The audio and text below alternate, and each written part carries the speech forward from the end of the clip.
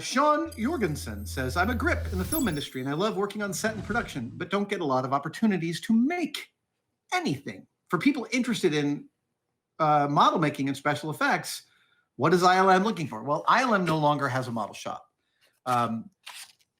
You are still seeing, actually, in Mandalorian, at least in season 1, you were seeing some actual models built by actual ILM model makers, but not made in the ILM shop. No, not at all, because that shop doesn't exist.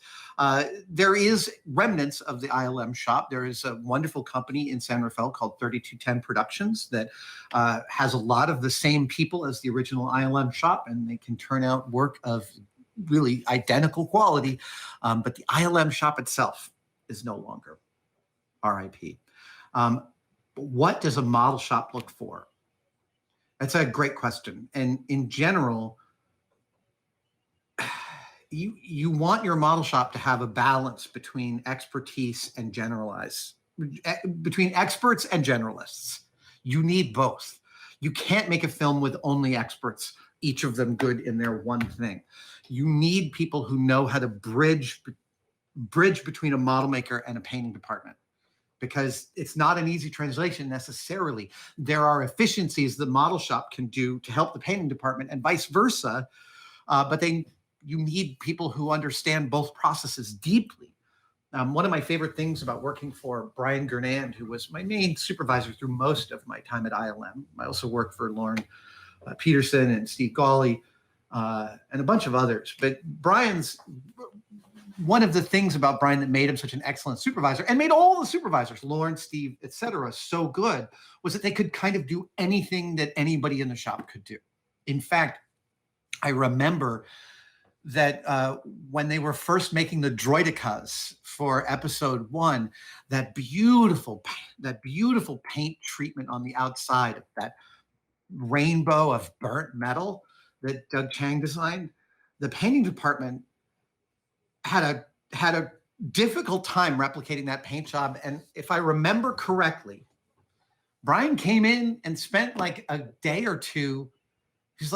He rolled up his sleeves as a supervisor and worked out that paint job and then broke it down into steps and taught it to the team. Like, that is an excellent supervisory execution of a task. I love that. At the same time, the mold shop should have people who, like, that is all they do. Mold making is such a specific skill, and so is painting. Each of these things, you also need people who are exceedingly good at that thing alone. But as a grip, you are a problem solver, right? You are there on set to do things that no one's thought of. Hey, we need to raise this 4,000-pound thing up 2 inches. How do we do it? That's your job. And I would submit that you probably are a generalist, like any good film crew. And in that regard, okay, I have an answer to your question. What should you show a supervisor of a model shop when you bring them your portfolio? That's the question that I'm going to answer that is hidden within your question. You should certainly show some of your artwork or some of the stuff you've designed.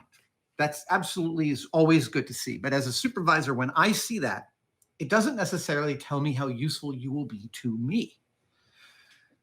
What I want to see as a supervisor is I want to see you having replicated something that I know what it should look like. And I got this from an ILM CG supervisor who said, if you show me the virtual world you designed, well, it might be beautiful, but I don't know what you started from. So I don't know how well you nailed the problem you were trying to solve. But if you show me a 57 Cadillac rendered perfectly, then I know I can give you something and say, replicate this. And this is the other thing about the film industry. While it sounds like, I think a lot of people's fantasy is that we're all designing stuff as we're going and making cool MacGuffins for the films. The answer is most of it is drudgery. Most of it is replicate this exactly. Don't veer off from anything. If you screw it up, we're going to give it to someone else. That's most of the work. But if you kill at all of that work, every now and then you get to do something really fun. Okay, that was the beginning questions.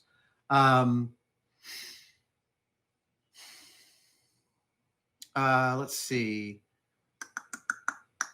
Your Geek Fix was talking to my friend Dan Lanigan. Dan Lanigan is among other things, a prop collector with an unparalleled collection of movie memorabilia. He owns the original Blade Runner gun and a bunch of other pieces that I constantly covet. So Your Geek Fix said that he was talking to Dan Lanigan, and Dan said that he got a lot of his props from former ILM employees that dug them out of the trash bins.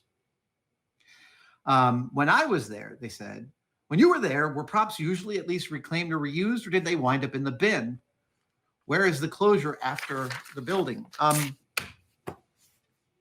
Yeah, so the question presupposes that there's a policy, and it's much looser than that. It's not that there isn't a policy. It's pretty clear that you shouldn't go home with the props. Like, that's pretty clear. It's also really clear that you should be going through the trash because, and I'll just show you, I've talked about a material called RenShape before, which is a closed cell urethane prototyping material. And it's very expensive. A 2-inch thick sheet that's 2 feet by 4 feet or 6 feet is like hundreds of dollars. I have one that I bought like 8 years ago, and it'll last me for the rest of my natural life. But that's a big expense for a person. So at ILM, they would often throw out little scraps of RenShape or chunks of aluminum in the aluminum recycling bin that were way too small for ILM to store and keep track of, but perfect for small shops. So a lot of us went through the trash on a very regular basis. And I do have stories about friends of mine finding important things in the trash. I'll tell you on episode 2, there's a picture that was in Star Wars Insider of me and Tori Belice both working on Topoka City. The room we were in that building, I ended up spending about a year of episode 2 sitting at the same 4x8 table. And that year, you spend a long time at the same table. It gets marks from you. It gets your detritus around. I had stuff stored on the bottom shelf of the table. And at one point, there's this trash bag down there that had been there for the entire time I had been sitting there.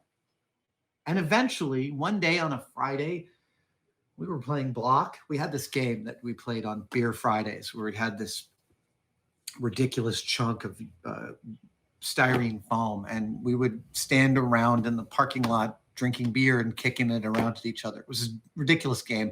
We called it Block.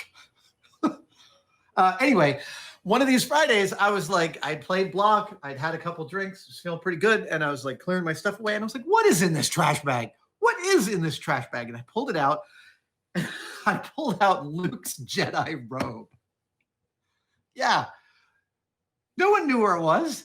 No one was even looking for it. I mean, I'm sure there's like dozens of them, but it had been pulled down from the archives to be used in an insert shot on one of the stages. And then it ended up back in a trash bag in the bottom of the table I was working at. So this is a long way of saying there was no specific policy. No one got in trouble for that. It went back into the archives, but like things are looser than you imagine that they would be. Because the supervisor doesn't care about the preciousness of the props, and he cares about getting the shot. He cares about getting the job that he's got to do done. After that, it's somebody else's problem. And that makes sense. That's exactly how it should be. I do remember at one point, a key scene that I worked on episode 2. Is it episode 2 or is it episode 1 where R2 fixes the Queen ship from outside? Is that episode 1? Is that whichever one it is? When R2 goes out, rides along the Queen ship, and bypasses the thing. That was a physical set that Michael Lynch had a team build the physical set. Don Bees brought me in to rejigger the 2 to 3 leg conversion R2 unit from Europe to work in America. And then there was all these press fit air hoses, but in Europe, they're metric, obvi, and here we're imperial. It's ridiculous still, I know.